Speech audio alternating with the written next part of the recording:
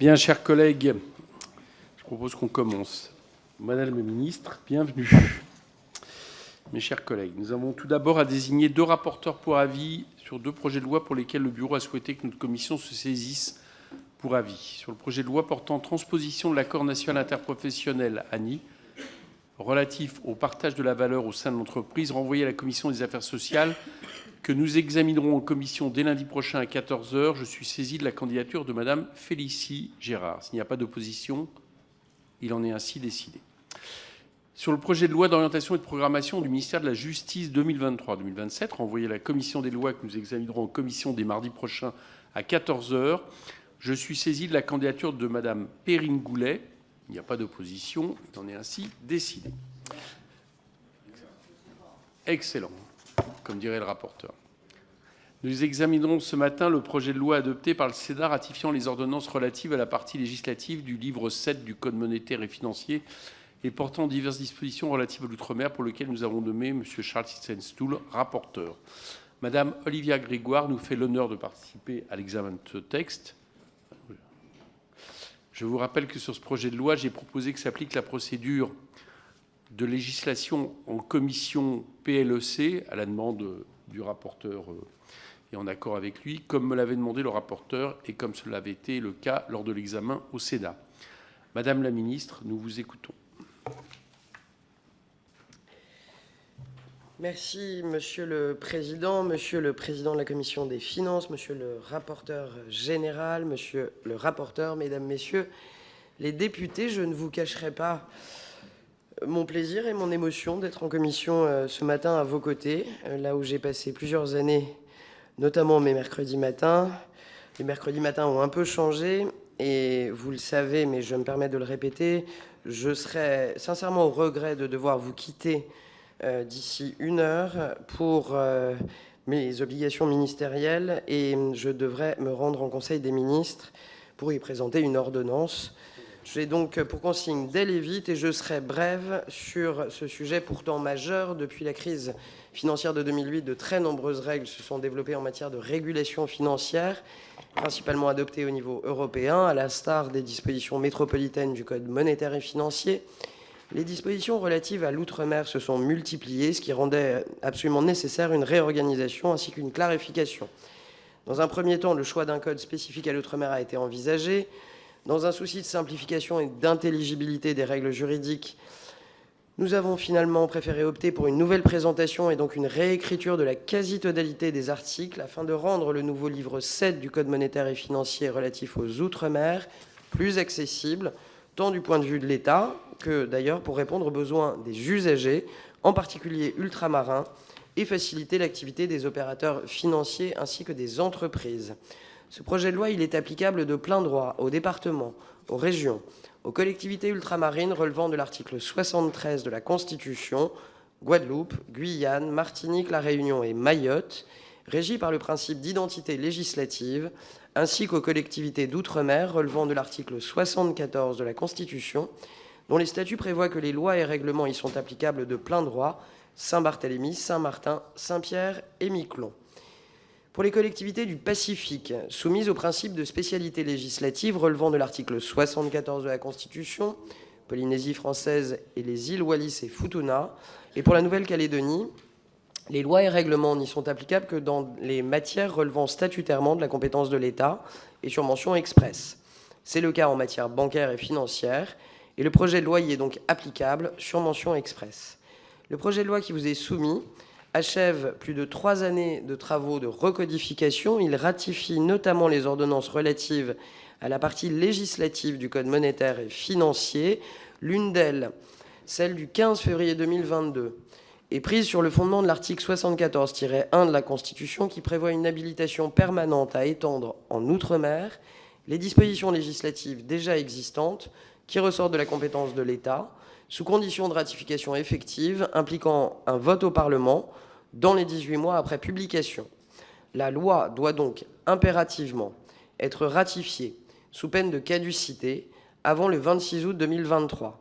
C'est pourquoi une procédure accélérée a été demandée pour l'examen de cette loi devant le Parlement et c'est pourquoi je suis devant vous après adoption de ce texte, moyennant quelques modifications par le Sénat. Un certain nombre d'articles ont fait l'objet de consultations des collectivités concernées, notamment l'article 5 relatif au retrait des billets aux distributeurs automatiques et les articles 7 et 8 relatifs à la modernisation des missions de l'Institution d'émission des départements d'outre-mer, IEDOM, et de l'Institution d'émission d'outre-mer, IEOM. Enfin, ce projet de loi qui ratifie les ordonnances relatives à la partie législative du livre 7 du Code monétaire et financier et porte diverses dispositions relatives à l'outre-mer doit permettre, une fois adopté, d'achever la refonte du livre 7 du Code monétaire et financier. Derrière cet intitulé quelque peu austère, il y a un objectif essentiel, absolument essentiel pour les territoires d'outre-mer, dont je ne doute pas qu'il trouvera un écho favorable dans votre commission, rendre plus lisible et améliorer enfin l'intelligibilité du droit bancaire et financier. Je vous remercie. Merci, monsieur le rapporteur, nous vous écoutons. Merci, Monsieur le Président. Monsieur le Président, Madame la Ministre, Monsieur le rapporteur général, chers collègues, le projet de loi qui nous est soumis aujourd'hui ratifie les ordonnances relatives à la partie législative du livre 7 du Code monétaire et financier relatif à l'outre-mer et porte diverses dispositions relatives à l'outre-mer. Il a été adopté, comme la ministre vient de le rappeler, en première lecture par le Sénat en procédure de législation en commission le 10 mai dernier. Ce texte présente des dispositions essentiellement techniques relatives au titre 7 du Code monétaire et financier. C'est le fruit d'un travail de 3 années des services du ministère de l'économie et des finances que je remercie pour refondre et rendre plus compréhensible et intelligible le Code monétaire et financier en Outre-mer. À l'article 1er, il s'agit de la ratification de 2 ordonnances ayant recodifié ce titre 7 dans le cadre de l'habilitation donnée au gouvernement par l'article 218 de la loi du 22 mai 2019 relative à la croissance et à la transformation des entreprises, la loi Pacte. J'en profite pour rappeler ici que le droit monétaire, bancaire et financier relève de la compétence de l'État dans toutes les collectivités d'outre-mer et en Nouvelle-Calédonie. Je voudrais signaler la présence dans le texte d'une ordonnance fondée sur l'article 74.1 de la Constitution qui demande une ratification expresse et non le simple dépôt d'un projet de loi d'habilitation. L'ampleur du travail de recodification du Code pour lequel le gouvernement était habilité à légiférer était telle qu'une première ordonnance prise sur le fondement de l'article 38, donc les ordonnances suivies du cadre général, a été suivie d'une deuxième ordonnance prise cette fois-ci sur le fondement de l'article 74.1, ce sont les ordonnances relatives aux collectivités d'outre-mer. Cette disposition autorise le gouvernement, dans les collectivités d'outre-mer visées à l'article 74 et en Nouvelle-Calédonie, d'étendre par ordonnance, dans les matières qui demeurent de la compétence de l'État, avec les adaptations nécessaires, les dispositions de nature législative en vigueur en métropole ou adapter les dispositions de nature législative en vigueur à l'organisation particulière de la collectivité concernée. Or, les ordonnances de l'article 74.1 doivent faire l'objet d'une ratification expresse dans un délai de 18 mois et les délais expireront le 26 août 2023, raison pour laquelle nous devons aller vite. Par cohérence, le projet de loi prévoit la ratification de 2 ordonnances ayant recodifié le titre 7 du Code monétaire et financier et dont vient de parler Madame la Ministre. Je viens désormais à la présence dans ce texte d'une ordonnance relative au financement participatif. Donc c'est la 3e ordonnance, ce 3e alinéa de l'article 1, qui, au départ, je ne vous le cache pas, m'a laissé perplexe dans les auditions que j'ai menées quand j'ai vu le texte tel qu'il est arrivé du Sénat. Donc que vient faire cette ordonnance ici ? Il se trouve que l'ordonnance prise sur le fondement de l'article 74.1 de la Constitution a aussi rendu applicable en Outre-mer l'ordonnance du 22 décembre 2021 modernisant le cadre relatif au financement participatif. Je précise aussi que les délais transitoires ayant été prolongés d'1 an, ces 2 ordonnances ont été prolongées par une ordonnance prise en 2022 et la ratification de cette ordonnance, elle aussi demandée par cohérence, donc figure toujours à l'article 1er. Les autres articles du projet de loi déposé au Sénat sont relatifs au titre 7 et ils concernent tous les Outre-mer. L'article 2 rend applicable de façon expresse en Outre-mer les modifications de certains articles relatifs à la France hexagonale du Code monétaire et financier par des textes publiés postérieurement aux ordonnances précitées. L'article 5 corrige une disposition relative au retrait des espèces aux distributeurs en Nouvelle-Calédonie et en Polynésie française. Les articles 7 et 8 modernisent les missions de l'Institut d'émission des départements d'outre-mer, IEDOM, et les missions de l'Institut d'émission outre-mer, IEOM, pour faire simple, ce sont les 2 petites banques centrales, on pourrait dire, qui gère les émissions dans nos territoires ultramarins. L'article 9, supprimé par le Sénat, insère un nouvel article créé dans une nouvelle section de manière à préciser le fondement législatif du fichier des comptes outre-mer, le FICOM, donc l'équivalent ultramarin du FICOBA, du fichier des comptes bancaires, qui centralise les données sur les comptes de toute nature émanant des deux instituts d'émission. L'accès à ces données est renvoyé à un arrêté commun des ministres de l'Intérieur et des Outre-mer. Je vous propose de le rétablir, notamment pour suivre les recommandations du Conseil d'État. Les articles 3, 4, 6 et 10 sont des articles rédactionnels. L'article 11 prévoit certaines mises en vigueur différées. Enfin, je vous proposerai 2 amendements, l'un pour rendre applicable en Outre-mer un règlement européen, l'autre pour procéder à des corrections sur l'encaissement des chèques. Merci, monsieur le rapporteur. Monsieur le rapporteur général. Merci, Monsieur le Président, Madame la Ministre. Monsieur le rapporteur, merci pour votre exposé. Vous l'avez dit, le projet de loi qui nous est soumis est essentiellement technique. Il concerne principalement les dispositions rendant applicables en Outre-mer en tenant compte des spécificités ultramarines les titres 1 à 7 du Code monétaire et financier. Pour autant, il convient d'examiner avec attention ce texte en commission ce matin dans le contexte de la mise en place de la procédure de législation en commission décidée par la conférence des présidents. Je m'inspire 2 remarques et 2 questions. Première remarque, je constate que le rapporteur du Sénat a saisi la rectification par ricochet d'une ordonnance sur le financement participatif pour défendre une prolongation de l'expérimentation ouverte aux collectivités territoriales en la matière. C'est l'article 1er bis du texte que nous examinons. Après la publication de l'arrêté en janvier 2023 définissant les critères d'éligibilité à l'expérimentation, il est peut-être en effet bon de laisser aux collectivités le temps de s'en saisir. Madame la ministre, monsieur le rapporteur, savez-vous combien de collectivités ont demandé à ce jour à participer à cette expérimentation? Seconde remarque, je constate qu'un article du projet de loi a disparu, vous en avez parlé, l'article 9 supprimé par le Sénat qui concerne le FICOM, le fichier des comptes bancaires outre-mer, l'équivalent du FICOBA, fichier des comptes bancaires et assimilé en France métropolitaine. Vous proposez, monsieur le rapporteur, de rétablir cet article 9 et je vous soutiendrai évidemment dans cette démarche. C'est le sens de votre amendement CF17. Je crois comprendre que notre collègue rapporteur sénateur, monsieur Hervé Maurey, y verrait des difficultés juridiques. J'entends pourtant aussi que cet article a été rédigé sous couvert de l'expertise du Conseil d'État et qu'il est essentiel à la stabilité du FICOM. Monsieur le rapporteur, j'aimerais entendre votre point de vue sur la portée et le rétablissement de l'article 9 et que vous nous rappeliez en quelques mots à cette occasion le fonctionnement du FICOM, un peu plus détaillé que ce que vous avez fait jusqu'à présent. Merci beaucoup. Merci, monsieur le rapporteur. On va passer aux orateurs de groupe. Et je vais commencer par monsieur Philippe Dunoyer pour Renaissance, à qui je souhaite la bienvenue dans cette commission. Merci beaucoup pour votre mot d'accueil, monsieur le président. Monsieur le président, madame la ministre, monsieur le rapporteur général, mes chers collègues.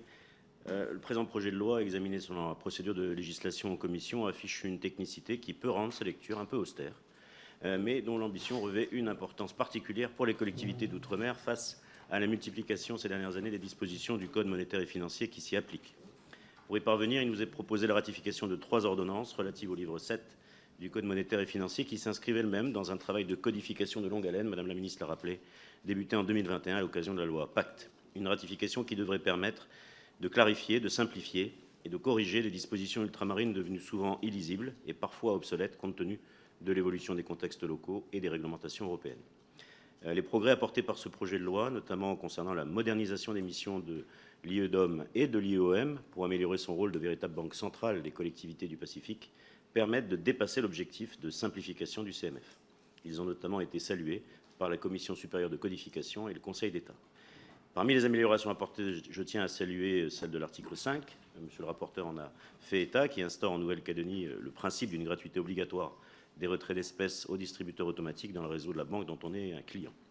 Je saisis cette occasion, Madame la Ministre, pour faire état d'une situation un peu particulière en Nouvelle-Calédonie où depuis un peu plus d'une dizaine d'années, il y a par convention un accord de modération des 14 principales opérations bancaires qui sont entre Monsieur le Haut-Commissaire et les établissements bancaires sous l'égide de l'IOM, font l'objet de discussions et force est de constater, plus de 10 ans après, qu'il reste encore 2 opérations. et non des moindres, l'abonnement à distance pour les services de banque et les frais de mise en place d'un prélèvement qui restent encore très éloignés et très supérieurs au prix pratiqué dans l'Hexagone. Pour le dernier cité, c'est un tarif qui est 15 fois supérieur à la moyenne constatée dans l'Hexagone. Donc je voulais simplement saisir cette occasion pour vous solliciter et souhaiter peut-être auprès de monsieur le haut-commissaire, vous puissiez intervenir afin que nous finissions de modérer ces tarifs bancaires qui restent encore pour ces deux derniers cités en dehors des clous. Pour autant, bien sûr, le travail de simplification permet d'atteindre l'objectif d'accessibilité et d'intelligibilité de la loi. C'est la raison pour laquelle notre groupe, mes chers collègues, votera ce texte et les amendements proposés par le rapporteur. Merci, Monsieur le Président. Merci. Pour le Rassemblement national, Monsieur Jocelyn de Signy. Merci, Monsieur le Président, Madame la Ministre, Monsieur le rapporteur, chers collègues. Nous sommes amenés à étudier aujourd'hui et à nous prononcer sur un dossier qui est très technique. Et je voudrais d'abord préciser ce qui nous plaît dans ce texte. Ce qui est appréciable, c'est l'effort de lisibilité. Les règles en matière de régulation financière en Outre-mer, comme en métropole d'ailleurs, se sont multipliées depuis la crise financière de 2008. Le code monétaire et financier en Outre-mer était devenu illisible. Ce texte le clarifie et je pense qu'il y a un consensus sur le sujet. D'autres dispositions, en revanche, nous plaisent moins. C'est d'abord cet article 1 bis qui réintroduit et prolonge l'expérimentation du financement participatif des collectivités locales. Déjà, on ne comprend pas très bien ce qu'il vient faire dans cette discussion. C'est un sujet à part entière qui ne concerne pas spécifiquement l'outre-mer. Ensuite, c'est une mesure discutable avec un mélange des genres possible entre les collectivités publiques, les entreprises, voire intérêts privés. Le deuxième élément qui ne nous plaît pas dans ce texte vient des ajouts du rapporteur sur des points peut-être techniques mais insuffisamment expliqués. Un certain nombre d'articles additionnels, très peu motivés, sont ajoutés au texte devant notre commission sans qu'on en connaisse les tenants et les aboutissements. Cette manière de faire qui permet d'échapper aux études d'impact devrait être proscrite pour la bonne information des parlementaires. Enfin, un article, l'article 9, a été supprimé au Sénat pour de bonnes raisons. En effet, l'accès aux données bancaires est un sujet sensible en métropole comme en Outre-mer. Le projet de loi prévoyant un régime juridique différent de ce point de vue entre la métropole et l'Outre-mer, et on ne voit pas très bien pourquoi. En tout cas, le Sénat a jugé cette disposition inutile et contre-productive, et c'est également notre position. Fort de ces constats mitigés, nous réservons notre position de vote en fonction de la teneur des débats. Je vous remercie. Merci. Pour la France insoumise, Monsieur Perceval Gaillard, à qui je souhaite la bienvenue également. Merci, Monsieur le Président, Madame la Ministre, Monsieur le rapporteur, mes chers collègues. Dans ce projet de texte, c'est une illustration parfaite des difficultés des gouvernements successifs à prendre en compte les réalités spécifiques des territoires d'outre-mer. Il n'est évidemment ici pas question de dénoncer le caractère technique de ce texte, mais il faut souligner quand même effectivement que le toilettage des textes relatifs aux outre-mer est une nécessité. Sur ce texte qui nous occupe, le caractère, ça a été dit, illisible et inadapté aux réalités d'aujourd'hui est tellement évident qu'il ne pouvait rester en l'état. Autre constat, on nous demande une fois encore de ratifier des ordonnances déjà prises, ou pire, comme ici, on nous demande de réparer un oubli du gouvernement, le simple oubli de prendre des ordonnances dans les délais fixés. Cette méthode a été dénoncée par l'Assemblée de Polynésie, qui a été très critique envers le gouvernement dans ce travail. Elle a dénoncé les saisines multiples et en urgence du gouvernement, alors même que les travaux de recodification duraient plus de 3 ans. La preuve, s'il en est, finalement, du peu d'intérêt que portent les gouvernements successifs aux Outre-mer.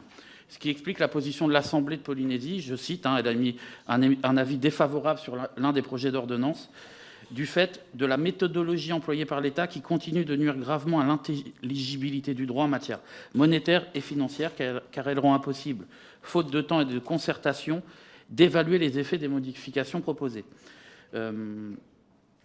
Autre constat, le gouvernement veut nous faire croire qu'il prend des dispositions correspondant aux réalités spécifiques des Outre-mer. C'est le cas, par exemple, de l'ordonnance de septembre 2022 qui veut moderniser le cadre relatif au financement participatif. Ce dispositif n'est pas spécifique aux Outre-mer. Pas plus que ne l'est la disposition prise par l'article 1er bis qui vise à porter de 3 à 5 ans la durée de l'expérimentation permettant aux collectivités de recourir au financement participatif obligataire pour leurs projets non commerciaux. On ne voit pas en quoi est spécifique aux Outre-mer. Dernier point, la question de la modification des missions de l'IEOM, en tout état de cause, est une vraie avancée. Merci. Véronique Louwagie pour les Républicains. Merci, Monsieur le Président, Madame la Ministre, Monsieur le rapporteur, mes chers collègues. Je veux d'abord saluer la procédure accélérée qui a été retenue pour ce type de texte qui est particulièrement adapté. Alors, ce projet de loi qui a été adopté par le Sénat finalement, est une mise à jour législative européenne du Code monétaire et financier, en particulier applicable outre-mer, depuis notamment la prise des ordonnances visées de 2021 et 2022, dont la ratification doit intervenir, cela a été rappelé, avant le 26 août 2023. Alors, cette ratification ne souffre pas de difficultés particulières. Elle participe, effectivement, vous l'avez dit, Madame la Ministre, à un processus de simplification, de normes plus accessibles, à un projet de loi facilitateur, vous le disiez, Monsieur le rapporteur. Je voudrais juste faire un petit point sur l'article 9 qui a déjà été évoqué par quelques-uns d'entre nous, article qui a été supprimé par le Sénat, que vous proposez, monsieur le rapporteur, de réintroduire. Pour nous, il serait pertinent de maintenir sa suppression, puisqu'effectivement, cet article prévoit de donner une base législative à l'existence du fichier des comptes outre-mer, dit FICOM, qui repose aujourd'hui sur un fondement réglementaire. Il prévoit en outre qu'un arrêté fixera la liste des destinataires habilités à recevoir communication des données figurant dans ce fichier. Et ces dispositions ne nous apparaissent pas satisfaisantes, en particulier lorsqu'elles sont comparées à celles qui sont prévues pour le fichier des comptes bancaires et assimilés FICOBA, tenu par la Direction générale des finances publiques pour la métropole et les 5 départements d'outre-mer. Puisqu'en fait, il est proposé pour le FICOM tout l'inverse de ce qui est prévu pour le FICOBA, puisque le FICOBA a un fondement réglementaire, mais son accès est encadré par la loi, alors que le FICOM aurait un fondement législatif, mais son accès relèverait du domaine réglementaire. Alors c'est bien l'encadrement des accès qui est l'aspect le plus sensible en matière de protection des données personnelles. Et cette divergence de traitement n'apparaît donc pas justifiée, en particulier au regard des exigences en matière d'accès aux données, qui est un élément relativement important. Et je crois à cet égard que la CNIL a d'ailleurs émis une réserve sur la mise en place d'un tel fichier. C'est la raison pour laquelle nous nous opposerons à la réintroduction, au niveau du groupe des députés Les Républicains, de cet article 9. Merci. Perrine Goulet pour le groupe démocrate. Ah, Luc Gespard, j'avais une mauvaise indication, désolé. Merci, Monsieur le Président, Monsieur le rapporteur, mes chers collègues. Tout d'abord, nous tenons à saluer le travail de codification effectué par le gouvernement, qui vise à clarifier et rendre plus lisibles les dispositions applicables en Outre-mer. Ce travail de recodification, entamé il y a 3 ans, a permis de réorganiser thématiquement et de réécrire un livre qui était devenu totalement illisible et inadapté aux évolutions normatives depuis la crise financière de 2008. Nous soutenons pleinement cet effort de simplification et de clarification du droit. Il est essentiel de ratifier ces ordonnances, de leur donner une valeur législative et éviter qu'elles ne deviennent caduques. Nous devons parachever ce travail de recodification en adoptant ce projet de loi. Par ailleurs, je souhaite mettre en avant la modernisation des instituts IEDOM et IOM prévus dans ce texte. Ces instituts joueront un rôle crucial dans la mise à niveau des services financiers en Outre-mer. En particulier, l'article 7 du projet de loi permettra d'établir des échanges de données statistiques entre l'IEDOM et l'INSEE, ce qui renforcera la qualité des analyses économiques et financières dans ces territoires. De plus, l'article 8 est particulièrement notable car il contribuera à prévenir les faillites d'entreprises en accordant à l'IOM la possibilité de noter la situation financière des entreprises volontaires et de partager ces informations avec les acteurs impliqués dans la prévention et le traitement des difficultés des entreprises. Nous pourrons renforcer la vigilance et l'accompagnement des entreprises en difficulté. En conclusion, notre groupe soutient pleinement ce projet de loi. Il permettra de rendre plus lisible le droit bancaire et financer l'applicable en Outre-mer grâce à la ratification des ordonnances de recodification. De plus, la modernisation des instituts IEDOM et IOM renforcera leur rôle crucial dans ces territoires, notamment en matière de prévention des faillites d'entreprises. Nous invitons l'ensemble des députés à voter en faveur de ce texte afin de soutenir ces mesures importantes pour l'outre-mer. Je vous remercie. Merci. Christian Baptiste pour le groupe socialiste. Il faut éteindre votre micro, collègue Luc Gespard. Merci. Merci, chers collègues, Monsieur le Ministre, Monsieur le Président, Monsieur, Madame le rapporteur. En prenant connaissance de ce texte, il existe bien une triste réalité qu'on ne saurait nier, à savoir la différence de tarification des services bancaires entre les Outre-mer et la France, ainsi que ses conséquences sur le coût de la vie dans les territoires dits d'outre-mer. À titre d'exemple, 10%. C'est la somme supplémentaire que les Français d'outre-mer doivent payer à leur banque en comparaison avec la France hexagonale. Cette disparité crée une inégalité financière qui aggrave la vie chère déjà présente dans ces régions. Nous avons déjà eu l'occasion de l'évoquer à maintes reprises, mais il est bon de le rappeler encore une fois. Nous, concitoyens ultramarins, doivent faire face à des coûts de la vie plus élevés qu'en France en raison de la géographie, de l'insularité et de l'éloignement. Les produits de première nécessité tels que l'alimentation, les produits de consommation courante, les services sont souvent plus chers dans les Outre-mer que dans la France hexagonale. Dans ce contexte, les frais bancaires excessifs exercent une pression supplémentaire sur les budgets déjà restreints des familles ultramarines. Prenons l'exemple des frais de tenue de compte, des frais de retrait ou des frais de virement qui sont souvent plus élevés dans les Outre-mer. Ces frais non justifiés pèsent lourdement sur les dépenses courantes des ménages, réduisant ainsi le pouvoir d'achat et leur capacité à épargner pour l'avenir. Les conséquences directes de cette différence de tarification est une détérioration du niveau de vie et une augmentation des difficultés financières pour nos concitoyens ultramarins. Cela crée une injustice flagrante où les concitoyens français résidant dans les Outre-mer doivent supporter des coûts plus élevés pour les mêmes services bancaires que ceux pratiqués en France métropolitaine. Ces institutions que sont l'IEM et l'IEDOM jouent un rôle crucial dans la réglementation des politiques tarifaires des banques opérant dans les Outre-mer. Elles ont la responsabilité de s'assurer que ces tarifs bancaires soient adaptés aux réalités économiques et locales et tiennent compte des spécificités pour chaque territoire. Donc, évidemment, nous allons voter ce texte que propose cette proposition de loi, mais néanmoins, pour autant d'équité, une logique d'équité et de justice sociale, nous porterons 2 amendements au nom du groupe socialiste, le visant à lutter contre le montant des frais bancaires excessifs appliqués dans les territoires d'outre-mer, s'il vous plaît, Monsieur le Président. Deuxièmement, l'autre visant à étendre le dispositif autorisant le plafonnement des tarifs des services bancaires en Nouvelle-Calédonie et en Polynésie française et l'ensemble des collectivités régies par les articles 73 et 74. Merci, Monsieur le Président. Vos amendements après. Lise Magnier pour le groupe Horizon. Merci, Monsieur le Président, Madame la Ministre, Monsieur le rapporteur, chers collègues. Comme cela a été dit, ce projet de loi ratifiant les ordonnances relatives à la partie législative du livre 7 du Code monétaire et financier et portant également diverses dispositions relatives à l'outre-mer est un texte certes technique, mais indispensable pour améliorer l'intelligibilité du droit bancaire et financier pour les acteurs qui sont établis dans nos outre-mer. Par ailleurs, ce projet de loi permet une mise à jour des dispositions obsolètes, ainsi que l'introduction de dispositions relevant de la compétence de l'État sans pour autant les élargir.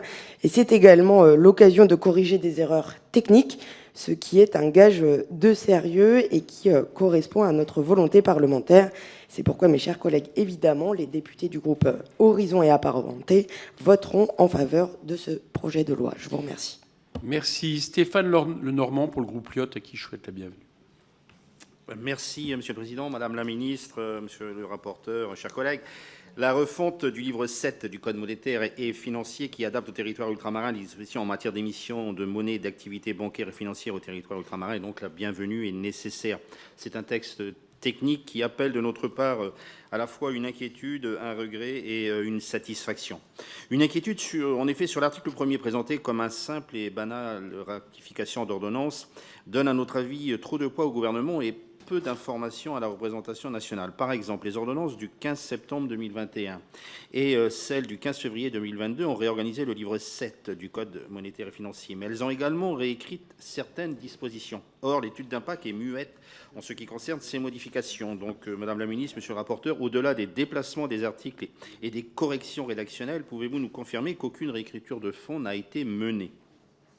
Un regret sur le fait que le gouvernement revienne sur le principe de gratuité des retraits d'argent aux distributeurs automatiques en Outre-mer. Cette mesure soutenait le pouvoir d'achat et assurait une meilleure accessibilité des services bancaires dans les îles. Enfin, une satisfaction, l'extension des missions de l'IEDOM et de l'IEOM sont bienvenues. Elles renforcent l'information économique et le contrôle prudentiel dans les territoires ultramarins, tout en permettant à l'IGF de s'assurer que la mission de lutte contre le blanchiment et le financement du terrorisme est menée à bien. Par contre, Madame la Ministre, Monsieur le rapporteur, pourquoi cette mission revient historiquement à l'IGF et non à la Banque de France? Nous avons quelques amendements sur ce texte et le groupe Liberté Indépendant Outre-mer a un a priori favorable. Merci. Merci. Est-ce qu'il y a d'autres orateurs? Allez-y, chers collègues. 1 minute. Merci, Monsieur le Président, Madame la Ministre, Messieurs les rapporteurs. Bonjour à tous. En prenant connaissance de ce projet de loi, je ne peux que soulever un paradoxe. Nous nous prononçons sur un texte qui conforte techniquement et légalement les moyens mis à la disposition des services de l'État et des banques pour surveiller l'activité des entreprises et des particuliers. Quel contraste avec le vécu de nos concitoyens. Parler de prix de retrait d'un DAB semble ironique. Il n'y a plus qu'un et les coffres sont inexistants. Chez nous, les comptes en banque et les gestions sont un vrai problème. J'ai eu souvent l'occasion d'attirer l'attention du gouvernement sur la difficulté à avoir un compte. Il faut savoir que le Trésor public ferme les comptes, que la BWF rejette les clients. La BWF étant en situation de monopole, et nous attendons toujours un service demandé par les particuliers et les entreprises, mais rien ne bouge. Aujourd'hui, la population se tourne vers les comptes en ligne ou ouvre des comptes en Nouvelle-Calédonie ou ici en métropole. Cette proposition est pour moi l'occasion d'un cri d'alarme. La situation bancaire sur Wallis et Futuna ne peut plus durer. Merci, Monsieur le Président. Merci, Monsieur Michael Séo, à qui je souhaite également la bienvenue dans cette commission. Est-ce qu'il y a d'autres orateurs? 1, 2, 3. Il n'y aura pas d'autres orateurs. Madame la Ministre, à vous la parole. Merci, Monsieur le Président. Dans l'ordre, je me permets quelques réponses. Je ne serai pas exhaustive, mais je tiens quand même à apporter quelques réponses à l'endroit des questionnements du rapporteur général Cazeneuve. Combien de collectivités ont candidaté à l'expérimentation sur le financement participatif? D'après nos informations et selon les services du ministère de l'Intérieur, il n'y a pas encore de dossier déposé. Sur les 2 points soulevés par le député Desnoyers sur les frais bancaires en Nouvelle-Calédonie, c'est un sujet de très grande attention du gouvernement. Et nous cherchons en réalité l'équilibre entre la protection des consommateurs, mais aussi la différence de certains coûts de gestion qui sont importants sur de longues distances. Les travaux sont donc en cours avec le haut-commissaire et nous relayerons ces points d'attention et s'il le faut, nous le saisirons à l'endroit des 2 points que vous avez mentionnés. Madame la députée Louwagie, sur le FICOM, alors, en réalité, nous comprenons l'attention évidemment à la protection des données personnelles et nous la partageons bien évidemment, mais nous n'avons pas la compétence législative pour définir cette liste qui relève en partie des assemblées des collectivités du Pacifique.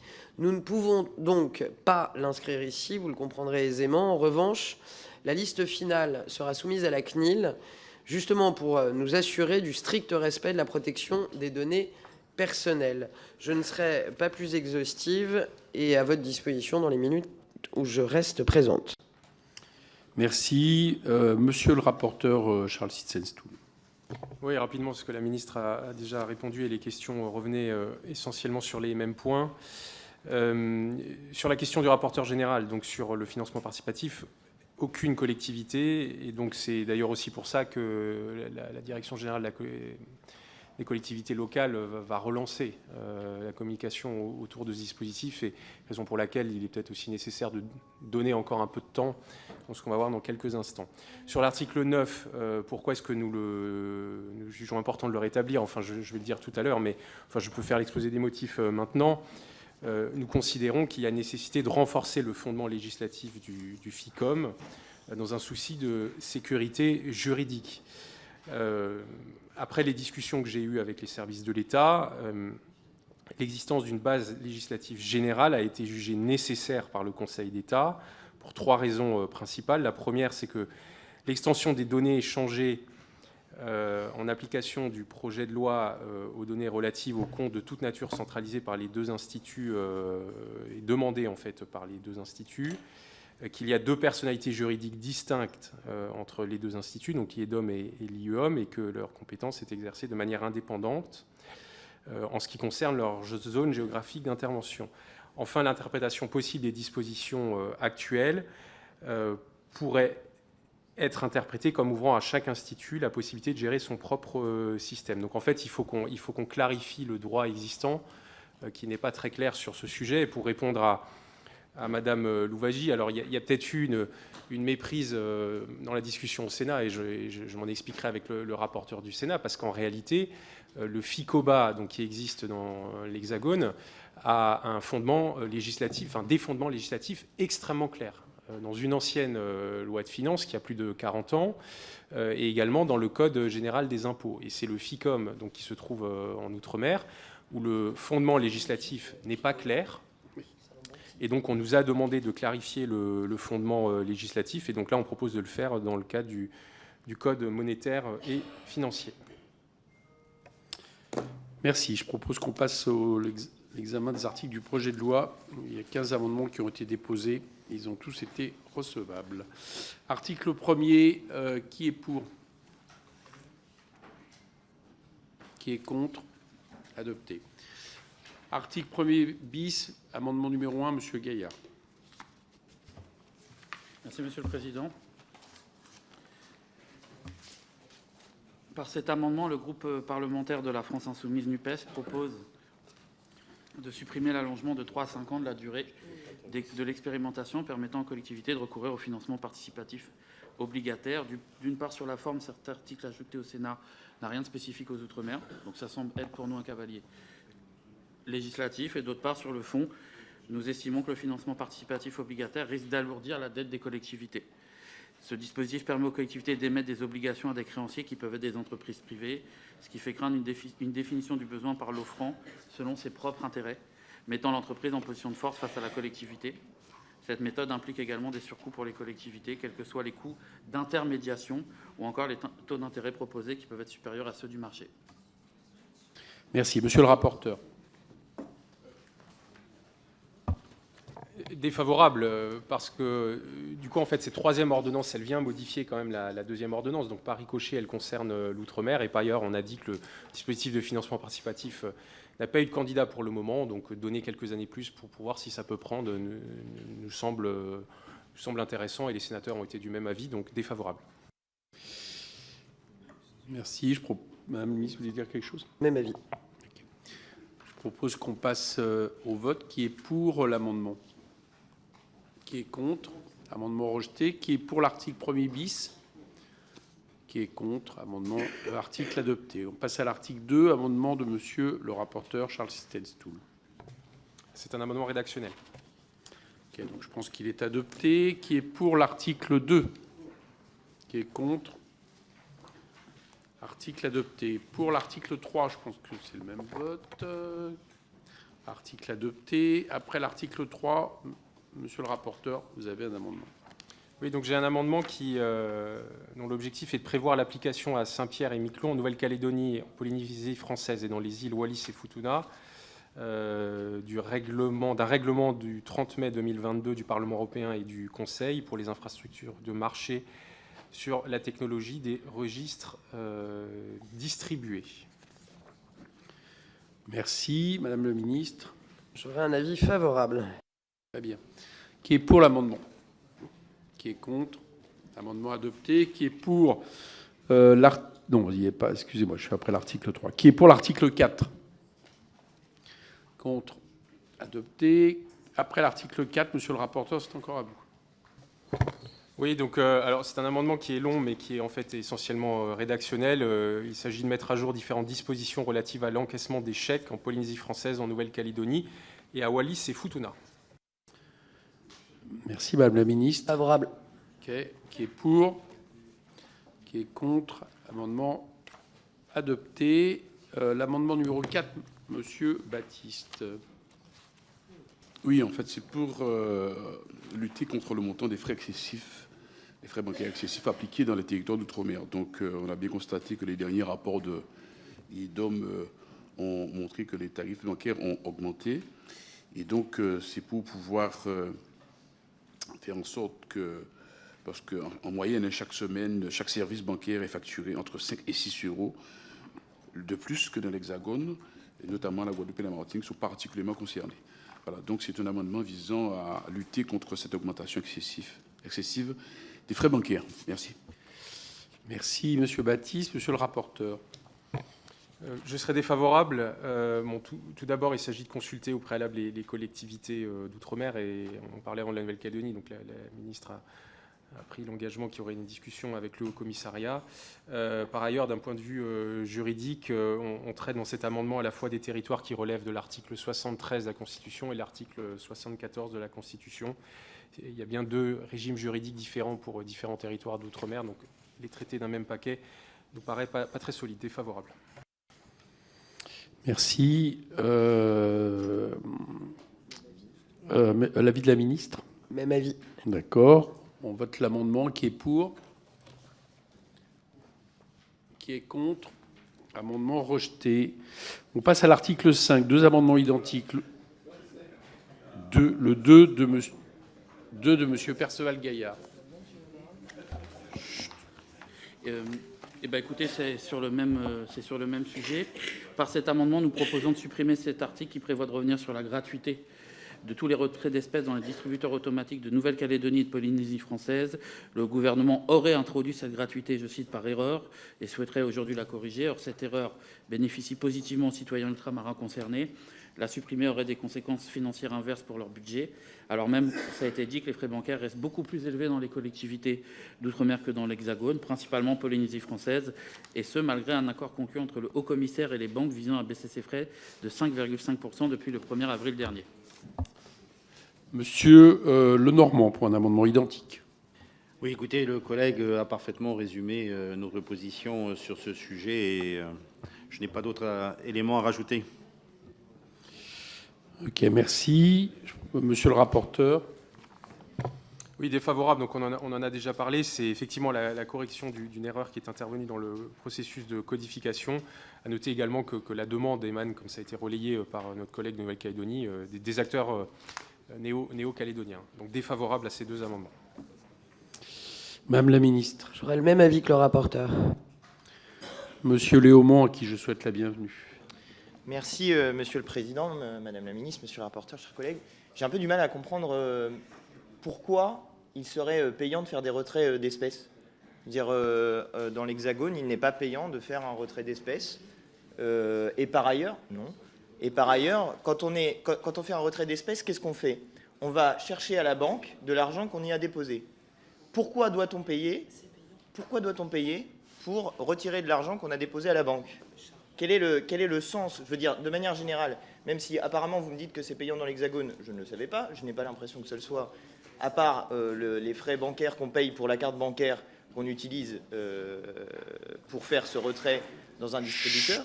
Mais pourquoi doit-on payer pour retirer de l'argent à la banque qu'on y a déposé? Ça n'a pas de sens.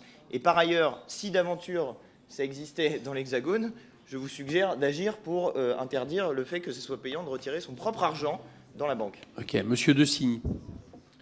Merci, Monsieur le Président. Oui, effectivement. Alors, c'est pas payant à chaque fois dans l'Hexagone, c'est surtout payant quand on va dans une banque qui n'est pas la sienne. Mais quand bien même au niveau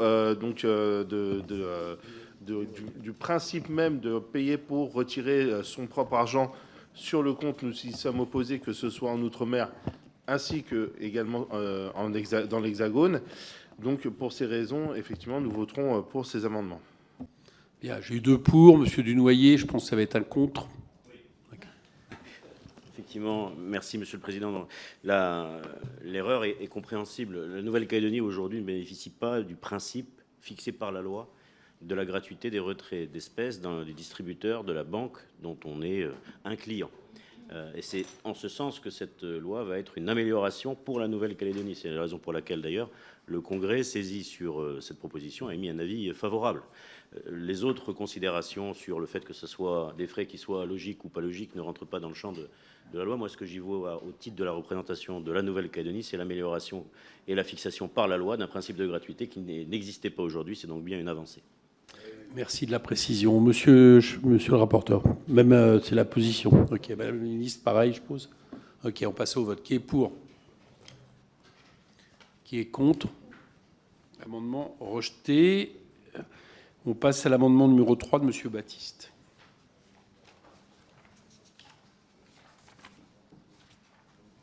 Non? Défendu. Donc, monsieur le rapporteur. Défavorable pour les mêmes raisons que l'amendement 4. OK. On passe au vote. Qui est pour? Contre? Rejeté. On passe au vote de l'article 5. Qui est pour l'article 5? Qui est contre? Adopté. Après l'article 5, Madame Bassir. Monsieur Lenormand, pardon. Oui, Merci, Monsieur le Président. Diminuer les frais bancaires et le montant des commissions en outre-mer constituerait sans nul doute une disposition permettant un important gain de pouvoir d'achat. Il est donc nécessaire que le gouvernement étudie cette disposition, particulièrement dans le contexte actuel, d'où cette demande, d'où cet amendement qui propose donc un rapport sur ce sujet. Merci. Monsieur le rapporteur, pardon, excusez-moi. Oui, défavorable, en partie satisfait. Je vous renvoie aux travaux de l'Observatoire des tarifs bancaires de l'IEDOM et ses rapports annuels. Merci. Madame la ministre, même avis. On passe au vote. Qui est pour? Qui est contre? Amendement rejeté. On passe à l'article 6. Qui est pour l'article 6? Qui est contre? Adopté. Article 7, amendement du rapporteur, Charles Stensou. Rédactionnel. Okay. Qui est pour l'article 7? Qui est contre? Adopté. Après l'article 7, amendement Monsieur Lenormand 7. Oui, merci Monsieur le Président. Donc, les comptes de l'IEDOM sont actuellement contrôlés par 2 commissaires aux comptes de la Banque de France. L'alinéa 4 de l'article 7 du présent projet de loi supprime cette disposition. Dès lors, un seul commissaire aux comptes s'assurera du contrôle des comptes de l'IEDOM. Donc, le rapport du Sénat sur le présent projet de loi prévoit que cette modification se justifie par la faiblesse des volumes et la faible complexité des opérations réalisées par l'IEDOM. Cependant, le rapporteur du Sénat, M. Hervé Maurey, estime que le gouvernement devra s'assurer que cette nouvelle pratique ne nuit pas à la qualité de ses comptes. Aussi, il vous est donc proposé que le gouvernement s'assure que cette disposition soit opportune. Un délai de 2 ans est proposé afin que l'IEDOM et la Banque de France puissent donner leur avis après 2 exercices sur cette disposition. Merci, Monsieur le rapporteur. On est sur le 7, oui, défavorable. En fait, le contrôle par 2 commissaires aux comptes est une règle dérogatoire et qui vise 3 catégories d'entreprises. Les entreprises qui émettent des titres sur un marché réglementé, les entreprises qui établissent des comptes consolidés, certains types d'entreprises dont l'activité est très réglementée, comme les établissements de crédit, les sociétés de financement et les entreprises d'investissement sous conditions. L'IEDOM ne rentre dans aucun de ces 3 champs, et donc l'IEDOM est une société par action simplifiée. Donc la question était de savoir plutôt pourquoi est-ce qu'il y avait cette règle plus dure, et donc nous proposons de passer à la règle de droit commun, à savoir un commissaire. Donc défavorable à cet amendement. Merci. On passe au vote. Qui est pour? Qui est contre? Amendement rejeté. On passe à l'article 8, amendement 13, Monsieur Sittelstool. Rédactionnel. Qui est adopté. 14. C'est rédactionnel aussi, le 14? Oui, rédactionnel aussi. OK, donc adopté. On passe à l'article 8. Qui est pour? Qui est contre? Article adopté. Le 9, le 15, l'amendement 15, Monsieur Sittelstool. Oui, alors du coup, on en a déjà beaucoup parlé, donc je ne vais pas refaire l'explication. C'est l'amendement de rétablissement de l'article 9. Et en réexpliquant, je pense qu'il y a eu une mauvaise compréhension du côté du Sénat. Voilà. Et donc, moi, j'appelle les collègues à rétablir cet article qui nous semble important pour clarifier le droit s'agissant des fichiers bancaires en Outre-mer. Madame la ministre? Favorable. Madame Dalloz? Moi, j'aime bien quand on dit que les sénateurs n'ont pas compris. Alors là, franchement, je trouve que c'est une nouveauté que nous leur transmettrons ardemment. Non, simplement, je pense qu'au niveau législatif, les sénateurs ont aussi du bon sens. Et là, en l'occurrence, sur cet article 9, vous créez un déséquilibre. Enfin, entre le FICOBA et votre dispositif, il y en a un qui a de mesures réglementaires et vous introduisez le législatif, et à l'inverse pour l'autre. Ben, ce n'est pas cohérent. Pourquoi on aurait une distorsion aussi importante entre le réglementaire et le législatif dans cet article 9? C'est incohérent. Nous sommes farouchement opposés à la réintroduction par votre amendement de ce dispositif. Est-ce que, du coup, il y a un contre? Est-ce qu'il y a un pour? Ou est-ce que c'est monsieur le rapporteur qui va le faire? Monsieur le rapporteur. Je redis ce que j'ai déjà dit. Le FICOBA, Hexagone, a un fondement législatif clair. Et nous proposons de clarifier le fondement législatif du FICOM pour les Outre-mer, donc les mettre au même niveau. Non, je suppose que c'est un contre, monsieur Hetzel. Oui, donc c'était considéré qu'il a été fait. On passe au vote. Qui est pour? Qui est contre? Amendement adopté. On passe au vote de l'article 9. Qui est pour? Qui est contre? L'article 9 adopté. Article 10. Qui est pour? Qui est contre? L'article 10 adopté. Dernier amendement sur le 11. Monsieur Lenormand, amendement 6. Oui, un amendement qui proposait donc d'établir les dispositions relatives à l'allocation des coffres-forts entrent en vigueur au 1er janvier 2024 au lieu de 2025. Ok, monsieur le rapporteur. Défavorable. Ok, je propose qu'on passe au vote. Qui est pour? Qui est pour l'amendement? D'accord, qui est contre? Amendement rejeté. On passe au vote de l'article 11. Qui est pour? Qui est contre? Article 11 adopté. On passe au vote de l'ensemble de la loi. Qui est pour? Qui est contre? La loi est adoptée. Merci. Merci, monsieur le rapporteur. Et sans transition, on va passer à la suite. Et donc, j'accueille normalement la rapporteure pour avis, si elle est là. OK. Je précise... OK.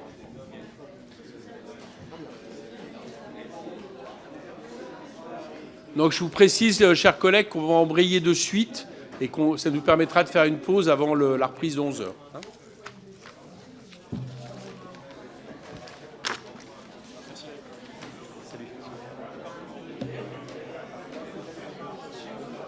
En plus, tu termines sur une unanimité.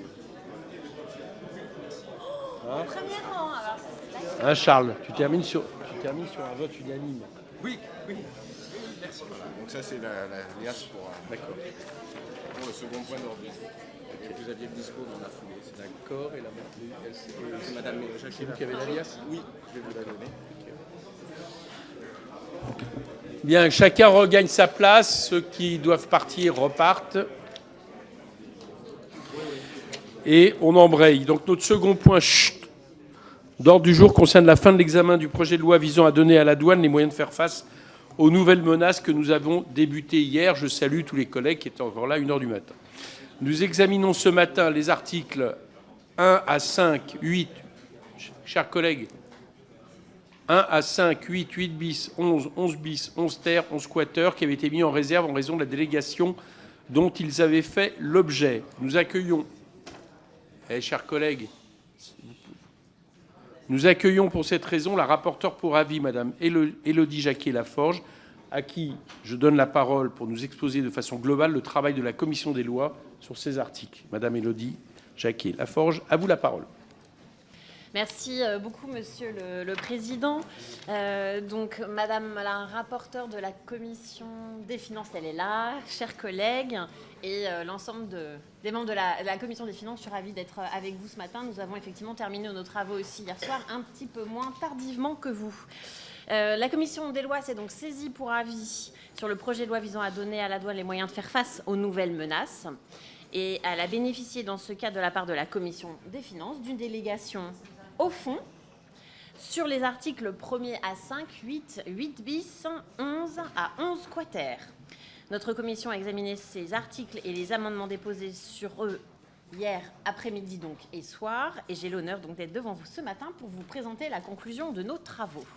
Donc le premier bloc des articles délégués à la commission des lois porte sur le droit de visite douanière, quintessence de l'action des douanes dont le fondement juridique, l'article 60 du Code des douanes, a été jugé contraire à la Constitution par une décision du 22 septembre 2022. Cette censure, vous le savez, elle prend effet le 1er septembre prochain et donc il nous appartient, à nous, législateurs, d'adapter un nouveau dispositif pour éviter de priver la douane de sa capacité d'action. Ce vide est comblé par les articles 1 à 3, l'article 2 étant le cœur du dispositif.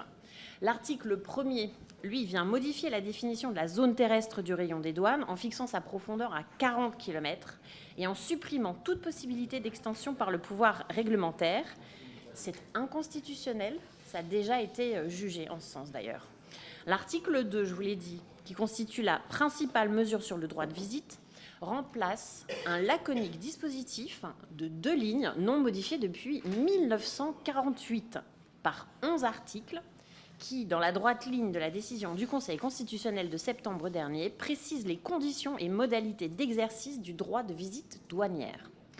Schématiquement, le droit de visite sera possible sans motif particulier dans les zones exposées à l'international s'appuyant sur un critère géographique, c'est donc l'article 60-1. Sera possible partout ailleurs sur le territoire, en cas de raison plausible de soupçonner la commission d'une infraction ou, je précise bien, ou pour rechercher certaines infractions particulières, comme la contrefaçon ou les violations à la législation des stupéfiants. Et là, ce sont les nouveaux articles 60-2 et 60-3. Est également prévue une visite des locaux professionnels. Et tout cela sera très encadré par les nouveaux articles 60-5 à 60-9, qui peuvent être vus comme inscrivant dans la loi les garanties qui sont d'ores et déjà dégagées par la jurisprudence de la Cour de cassation. Par exemple, l'interdiction des fouilles intégrales ou le fait que la visite ne peut immobiliser les personnes, marchandises ou véhicules que le temps strictement nécessaire. L'article 3 transpose ces garanties à la visite des navires. L'article 4 porte sur les conditions d'interpellation d'auteurs d'infractions de droit commun par les douaniers pour les conduire devant un OPJ ou un officier des douanes judiciaires. Enfin, l'article 5 porte sur les contrôles aux frontières. Le second bloc d'articles délégués comprend 2 dispositions qui étaient présentes dans le projet de loi initial lors de son dépôt au Sénat, les articles 8 et 11, ainsi que 4 dispositions qui ont été ajoutées par le Sénat au cours de la discussion parlementaire. L'article 8 complète les dispositions déjà existantes en matière de procédure spéciale d'enquête douanière. Il permet à des agents spécialement habilités pour des infractions les plus graves de procéder à des sonorisations et fixations d'images sur autorisation du juge des libertés et de la détention pour une durée d'1 mois renouvelable. Le nouvel article 8 bis, créé par un amendement du rapporteur pour avis au Sénat, permet d'appliquer les dispositions du Code de procédure pénale relatives à l'enquête, la poursuite, l'instruction et au jugement en matière de criminalité organisée aux délits douaniers commis en bande organisée. L'article 11 instaure une expérimentation de 3 ans élargie du dispositif de lecteur automatique des plaques d'immatriculation, le LAPI, pour contrer la sophistication grandissante des modes opératoires des délinquants. Introduit par un amendement du sénateur Jérôme Bascher, l'article 11 bis permet aux agents des douanes, de la police nationale, de la gendarmerie nationale chargés de missions de police aux frontières de se communiquer sur demande ou spontanément tous les renseignements et documents détenus ou recueillis à l'occasion de leurs missions respectives en matière de franchissement des frontières. Inséré par un amendement du gouvernement sous-amendé par le rapporteur, l'article 11 ter crée la catégorie d'agents de douane judiciaire. Ces agents qui disposent des mêmes prérogatives que celles dévolues aux agents de police judiciaire sont ainsi chargés de suppléer les officiers de douane judiciaire. Enfin, l'article 11 quater, lui aussi introduit par un amendement du gouvernement, permet aux agents des douanes de recourir aux caméras aéroportées, les drones, dans le cadre de leur mission de lutte contre les mouvements transfrontaliers de tabac ainsi que de la surveillance des frontières. Notre commission a donc adopté sans modification les articles 1er, 4, 5, tout comme le Sénat, ainsi que les 11 bis et quater, et n'a apporté aux articles 3, 8 bis, 11 ter que des aménagements rédactionnels, ce qu'avait aussi fait le Sénat. Elle a également adopté sans modification les articles 11 bis et 11 quater. Concernant l'article 2, les sénateurs ont salué l'équilibre du dispositif et leurs modifications n'ont pas remis en cause son économie générale.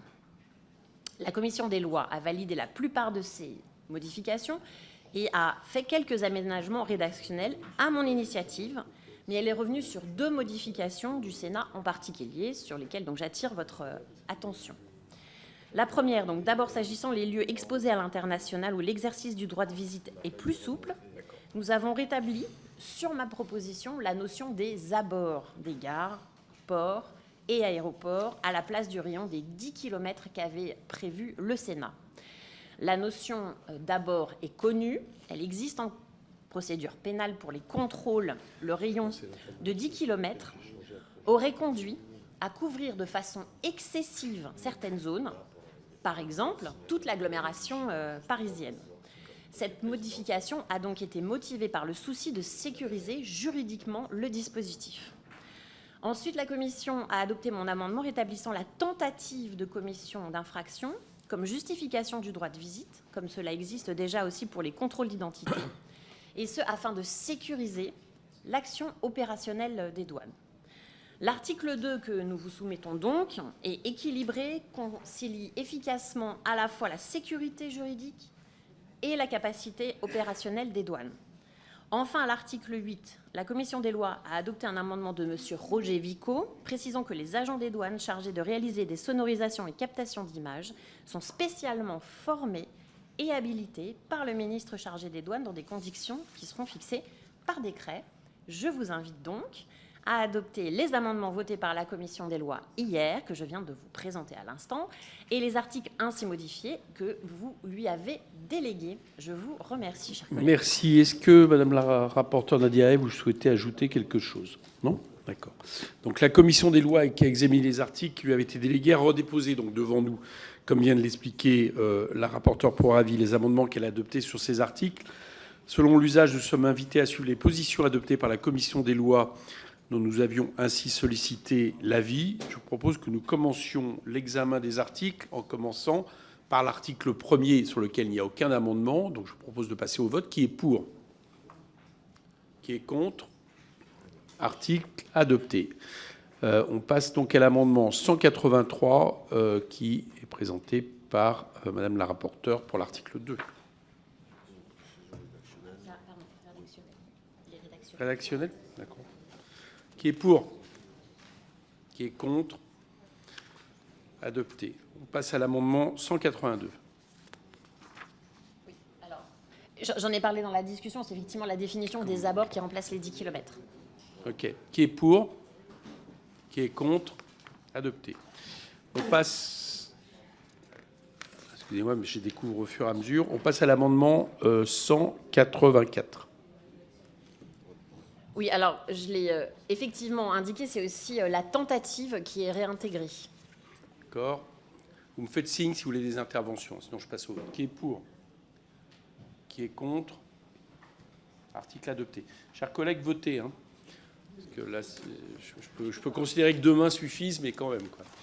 Article 185, Madame la rapporteure. Oui, c'est un article de précision. Amendement, pardon, excusez-moi. C'est un amendement de précision, Monsieur le Président. Qui est pour? Même vote, je pense. OK, adopté. On passe au 186 rédactionnel. C'est un rédactionnel, ça, c'est oui. bon, adopté. 187 précision, on va dire que c'est le cas aussi. 188 rédactionnel, c'est le cas. 189 rédactionnel, c'est le cas. 190 rédactionnel, c'est le cas. Et 191 amendement corrigeant des erreurs de référence. Tout à fait, Monsieur le Président. Non, c'est parce que c'est à ça que sert la navette aussi, de préciser et de mieux rédiger les choses. Je suppose que c'est le même vote. On passe au vote de l'article 2. Qui est pour? Qui est contre? Article adopté. On passe à l'article 3. 192 rédactionnel, c'est bon. 193 rédactionnel, c'est bon. Qui est pour l'article 3? Qui est contre? Adopté. 4. Qui est pour?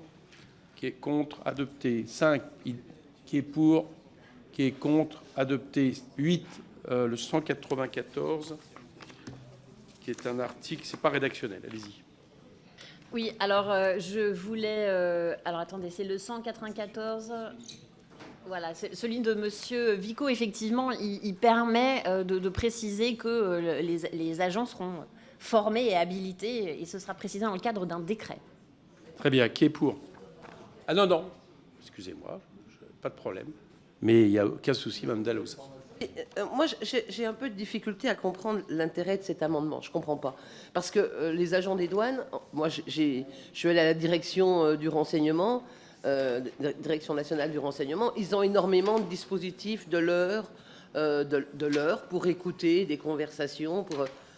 On ne va pas me laisser penser qu'ils ne sont pas formés pour faire ça. Enfin, je ne vois pas l'utilité de cet amendement, Madame la rapporteure. Il faudrait qu'on ait une explication précise, parce que si ces gens-là, qui sont quand même des spécialistes en matière de renseignement, ne peuvent pas faire leur travail s'ils ne sont pas habilités par le ministre, enfin, on marche sur la tête, quoi. C'est le sujet. Madame la rapporteure. Oui, alors on a eu ce débat effectivement hier. C'était de le réaffirmer. Bien évidemment, c'est prévu. Et ça permettait de le dire de façon très claire dans le texte. Donc voilà, c'est pour ça qu'on vous le soumet au vote ce matin. Ok, alors qui est pour? Qui est contre? Adopté. On passe donc au vote maintenant de l'article 8. Qui est pour? Qui est contre? Adopté. On passe maintenant à l'article 8 bis avec un amendement rédactionnel. Donc vous êtes pour. 8 bis qui est pour? Même vote, je suppose. Contre? Adopté. Article 11, 196 c'est rédactionnel, 197 c'est rédactionnel, 198 c'est rédactionnel, 199 c'est rédactionnel. On passe au vote de l'article 11. Qui est pour? Désolé, monsieur Léon. Qui est contre? Adopté. 11 bis. Qui est pour? Qui est contre? Adopté. 11 ter, 11 bis. 11 ter, oui, c'est ça. 11 ter, amendement 200 rédactionnel. Donc il n'y a pas de problème. Oui, Madame Perrin-Goulet. Donc là, l'amendement juste rédactionnel d'avant, c'est-à-dire qu'ils ne sont plus obligés de satisfaire la formation, mais juste de l'avoir suivi, c'est ça? Je reprends parce que j'ai C'est lequel? Celui juste avant que... 199. J'ai voulu intervenir. Le 200, là, celui-là. Non, mais alors 200, elle a dit intervenez. On n'a pas encore voté, donc... Là, voilà, que je comprenne bien, là, on me dit que c'est rédactionnel, c'est-à-dire satisfait à suivi, c'est-à-dire qu'il y en a, pour moi, quand on dit satisfait, c'est qu'il a réussi, suivi, c'est qu'il a juste suivi, pas forcément réussi à satisfaire la formation. Est-ce qu'on peut avoir une petite précision? Parce que c'est quand même pas tout à fait la même chose. Alors, ma chère collègue Goulet, en fait, légistiquement, ça revient à la même chose. Et c'est une façon d'avoir le même terme utilisé partout et d'avoir la même terminologie, mais en droit, ça revient à la même chose. Même si je suis d'accord que de façon globale, ça peut poser question, mais en tout cas, c'est pour vous rassurer sur le fait que ça revient au même, que c'est vraiment une précision rédactionnelle. Ok, allez. Alors donc on passe au vote de cet amendement dont, si j'ai bien compris, Perrin-Goulet conteste le caractère purement rédactionnel. C'est ce que j'ai compris. Hein. Non, c'est pas contesté. C'est, je veux dire, quand on parle d'habilitation, quand on parle de choses comme ça, entre suivre une formation et la réussir, il y a une petite différence. Et alors en plus, vous avez fait des émules parce que Charles de Courson intervient. Ah, suivi ou satisfait? Non, mais mes chers collègues, on peut suivre une formation et à l'issue de la formation, on n'a pas le niveau. Hein. Alors que satisfait, ça veut dire qu'il y a une évaluation, qu'on l'a suivi et qu'on a atteint le niveau. Donc je pense que c'est mieux, effectivement, de dire satisfait plutôt que suivi. Parce qu'il suffit de suivre une formation pour considérer que vous êtes apte, ça se saurait. Madame Louwagie. Oui, mais merci. Merci, Monsieur le Président. On écoute, il y a peu d'interventions, donc... Oui, merci, Monsieur le Président, Madame la rapporteure. Effectivement, je pense que cet amendement, finalement, n'est pas rédactionnel, parce que le sens de satisfait à ou suivi n'est pas tout à fait la même chose. En revanche, je suis d'accord avec le fait de retenir suivi au lieu et place de satisfait à, mais ça n'est pas rédactionnel. Bien. Donc là, on a eu un contre l'amendement avec Monsieur de Courson, une interrogation avec Perrin-Goulet. On vient d'avoir un pour avec Madame Louwagie. Madame la rapporteure. Oui, alors merci mes chers collègues. Donc je vous permets de... Voilà, si vous pouvez retourner à l'article terre nouveau, je vais vous refaire la phrase dans son entier parce que je pense que ce sera de nature à vous rassurer. Donc ces agents sont désignés par arrêté du ministre de la Justice et du ministère chargé du budget après avoir satisfait à une formation sanctionnée par un examen certifiant de leur aptitude à assurer les missions prévues. Donc, vous voyez bien qu'il s'agit de dire que après avoir satisfait, et c'est après avoir suivi. Donc, ils font la formation qui est sanctionnée par un examen. Donc, c'est vraiment de nature à vous rassurer, mes chers collègues. Alors, je peux vous faire passer le texte. Hein, si... Je pense qu'on va passer au vote. Qui est pour? Qui est contre? Amendement adopté. Qui est pour l'article 11 ter? Qui est contre? Article adopté. 11 quater. Monsieur Léaumont. Merci, Monsieur le Président. Alors, cet article 11 quater, nous, on y sera opposé. En réalité, bon, il est indiqué comme étant un article qui vient ajouter la surveillance par drone sur la question du tabac et du trafic de tabac. Ça en soi, pourquoi pas, mais aussi sur le passage des frontières par des migrants. Et on a un petit problème avec le fait qu'il y ait désormais une dérive technologisante dans notre société qui est de plus en plus inquiétante. Cet article sur les drones, on en a beaucoup parlé dans la LOPMI, nous, en commission des lois. La LOPMI, on nous avait dit, les drones, il n'y aura jamais de reconnaissance faciale. Or, au Sénat, les sénateurs viennent d'adopter à la fois la reconnaissance faciale sur les images, mais aussi le fait qu'on puisse désormais déclencher sur les téléphones les écoutes et les caméras. Bref, à la fin, on a l'impression que ce qu'on nous a dit il y a quelques mois lors de l'examen de la LOPMI n'est plus appliqué d'ores et déjà, et que, alors qu'on nous avait promis, juré que jamais n'arriverait la reconnaissance faciale, désormais, elle est là, en tout cas les sénateurs l'ont fait. Donc nous, on a un problème avec le fait qu'il y ait une dérive dans les outils de surveillance qui amène petit à petit à quelque chose qui ressemble de plus en plus à la société de 1984. Et on n'est pas d'accord avec le développement de cela. Il n'y a pas de problème avec le développement de la technologie en soi. Et d'ailleurs, sur les dispositifs... Chers collègues, on a presque terminé, donc ouais, si on peut s'écouter, ce serait super. Sur les dispositifs LAPI, vous le savez, hier, on en a parlé, c'est-à-dire les trucs qui viennent observer les plaques d'immatriculation des véhicules. Nous, on avait un avis qui était favorable, mais à condition que ça protège la vie privée. Il y avait eu un débat, d'ailleurs, qui intéressera, je pense, aussi nos collègues quand on arrivera en hémicycle, sur la vie privée. Mais en tout cas, pas de problème avec l'utilisation de la technologie, mais à condition qu'il n'y ait pas une dérive sur ce qui en est fait. Et là, pour nous, cet article 11 quater, il est problématique, donc je vous invite à voter contre. Monsieur Hetzel. Oui, merci beaucoup, Monsieur le Président. Moi, je voudrais surtout insister sur le fait que, quand on regarde l'objet de cet article 11 ter, on voit bien que l'objet principal, c'est de faire en sorte qu'on puisse lutter contre les ventes de tabac illicites. On voit bien que c'est devenu un vrai problème.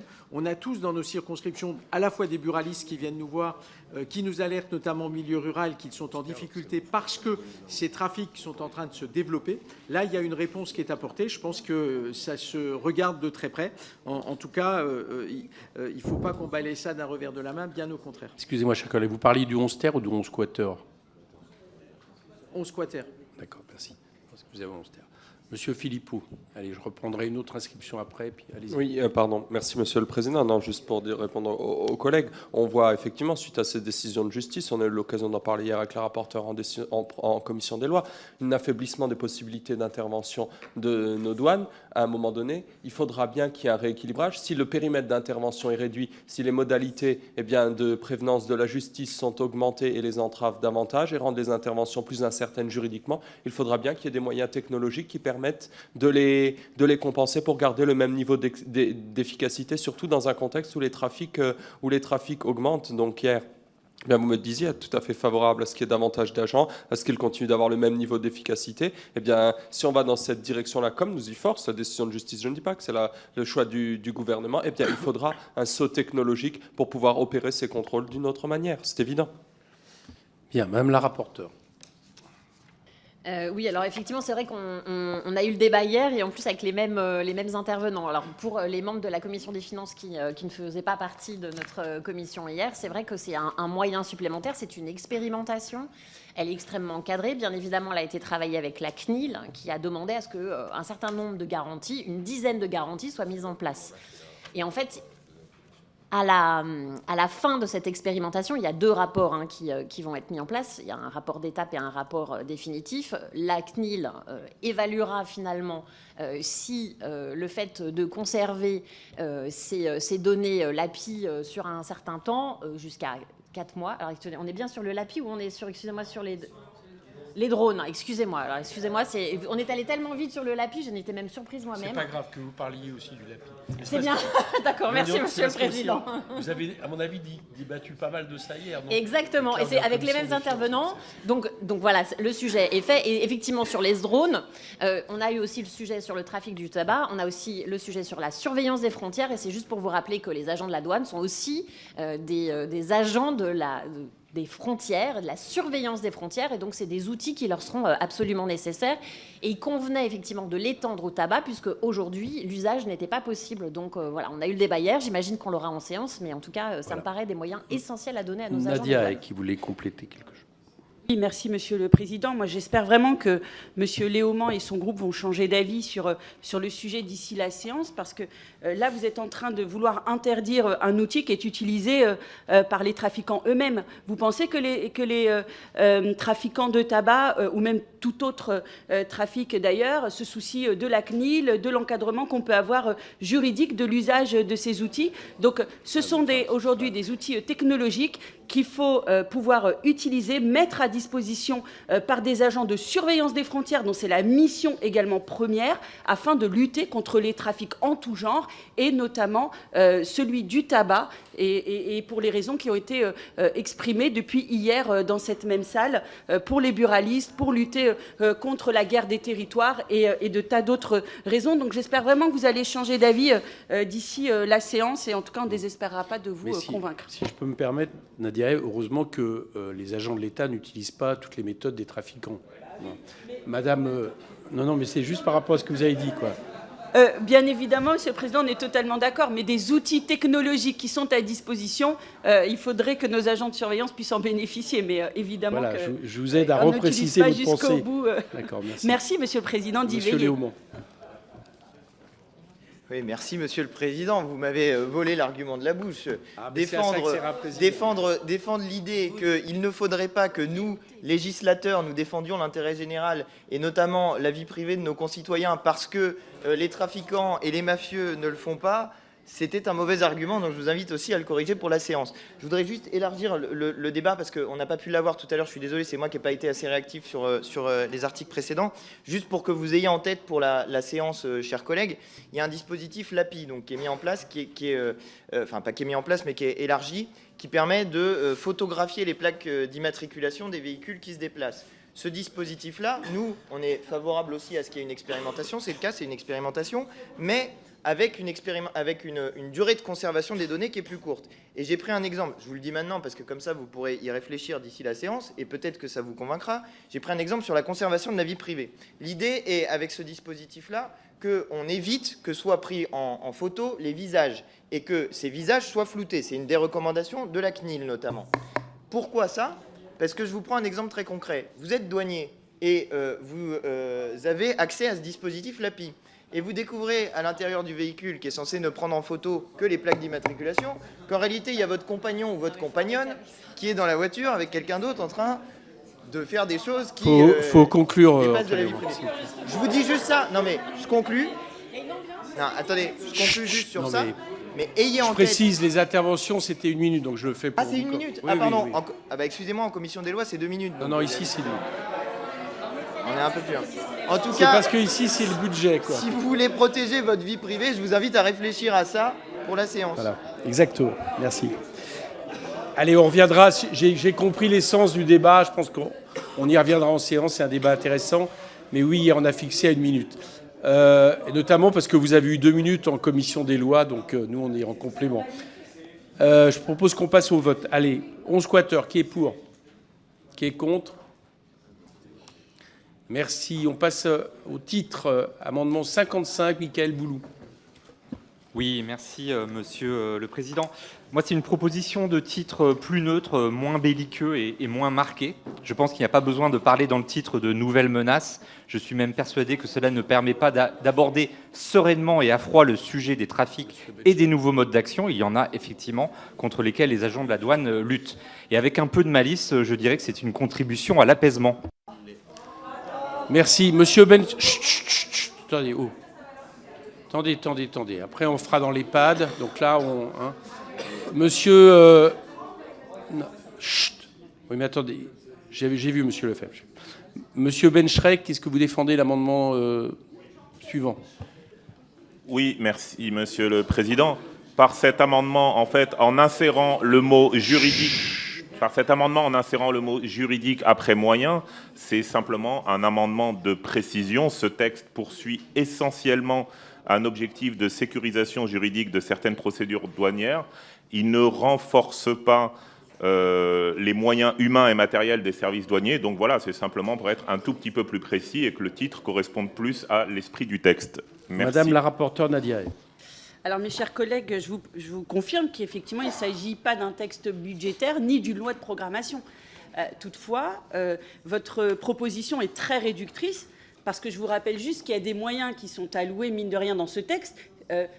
La création de la réserve opérationnelle, les moyens qui vont être mis en place pour multiplier le nombre de scanners. Donc, ce ne sont que des exemples, mais il y en a des tas d'autres qui expliquent que le titre est approprié, donc qui vise à donner vraiment plus de moyens humains, matériels à nos agents de la douane. Donc c'est un avis défavorable sur ces deux amendements. Bien, j'ai Mathieu Lefebvre et Charles de Courson qui sont inscrits. Mathieu Lefebvre.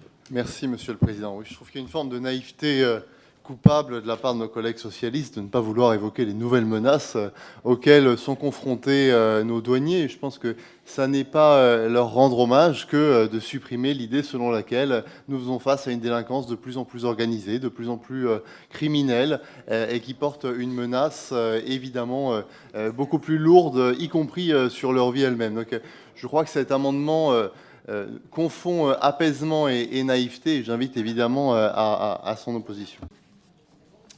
Monsieur de Courson. Non, mais c'est vrai que le titre dit « visant à donner à la douane les moyens de faire face aux nouvelles menaces ». Mais en fait, beaucoup des mesures que nous proposons, ce n'est pas les nouvelles menaces, c'est les menaces, qu'elles soient nouvelles, anciennes, etc. Donc, on pourrait simplement supprimer le mot « nouvelle » et puis terminer, comme ça tout le monde serait content. Bien, il y aura donc un sous-amendement qui va se préparer pour la séance. Je propose qu'on passe au vote. Qui est pour l'amendement 55? Qui est contre? Rejeté. 71, même vote, je pense. OK. On passe à l'ensemble du texte. Qui est pour?